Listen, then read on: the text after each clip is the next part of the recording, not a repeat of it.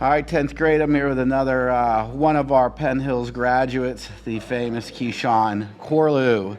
I'm here with a fellow Penn Hills graduate, our athletic director, Mrs. Strauss. I'm here with Chris Costelli, custodian here at Penn Hills High School, familiar face for you all. I'm here again with one of our former students, Rebecca Malik. Here with Miss Booty, as we all know, another Penn Hills graduate. I'm here with Detective Martinelli, familiar face.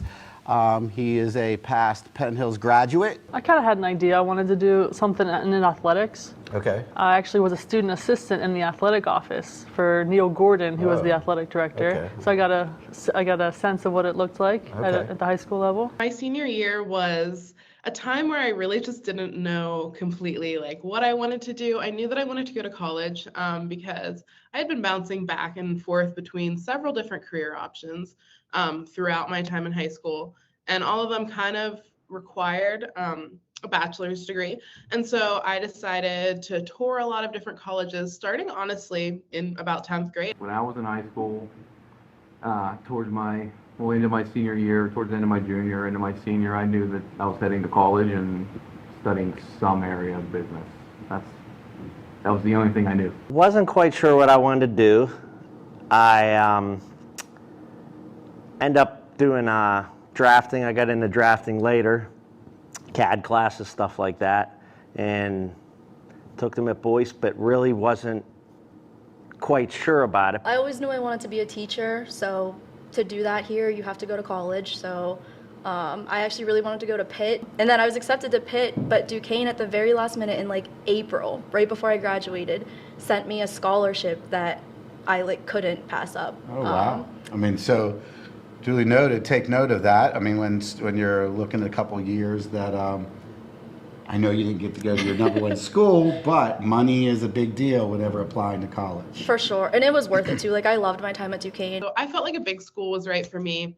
I really enjoyed the resources that were going to be available to me at a larger university. People stress about where to go. I said, you'll know. When you get there, you'll find out. And as we were talking earlier, like you found something that kind of represented you and that you felt comfortable in. I participated in the junior ROTC program all the way up until, I want to say until 11th grade, 11th or 10th grade. And that kind of structured me a little bit to pick my career path. I wouldn't say that maturity was a problem in the upcoming years of high school, so I feel like I needed some more maturity, so that's another reason why. I worked in the government. Briefly in college, I did an internship, and then I was part-time with them. And during my time in the government, I really loved that work with the federal government. So I thought, okay, I loved that. I could go back into doing that. I could do public interest law. It's really a lot about talking to people that are out in the field already. There are so many lawyers and attorneys, as I'm sure you know, and just talking to them, seeing if they love their work, what type of work they do, what steps they took to get there, because some people may go college to working for 4 years to law school, or some of them may go all the way through and do this internship or that internship. It's all about talking to people and doing your research. I had other jobs while in high school and college. I think you get a sense in those internships like what you like and what you don't like, and you can bring pieces of those internships with you to future jobs.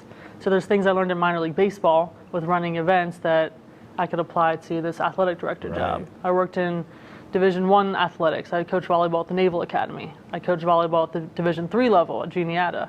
So I pulled stuff from those two experiences too to try to make this job at Penn Hills have a really good experience for the students and the fans, how things work organizationally. I had to take a science in college. I think most majors have to take a science. And I picked biology because I thought it would be the easiest one, and it was not. So I almost failed biology in college, but I made it through. If there's any students that want to learn more about being an athletic director or working in sports, we'll accept some student assistants.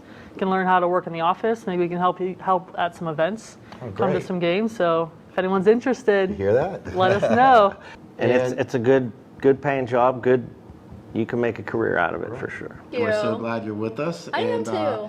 Hopefully my 10th graders will see you here, and kind of if they're ever interested in teaching, you could always ask any of us, Miss B, how we did it, and take that anytime. decision. Explore the world. There's so much out there and so many educational opportunities. Don't think that just like high school, I know it goes really fast and it's confusing and all those things, but your foundation is kind of at this point in your life. So don't stress about knowing exactly what you want to do. Just like enjoy the educational aspect, build some motivation and excitement, because there's just so much out there, whether it's higher education or it's a career right after high school. There are so many opportunities, and really getting out into the world and seeing different cultures and meeting different people will really help you for the rest of your life.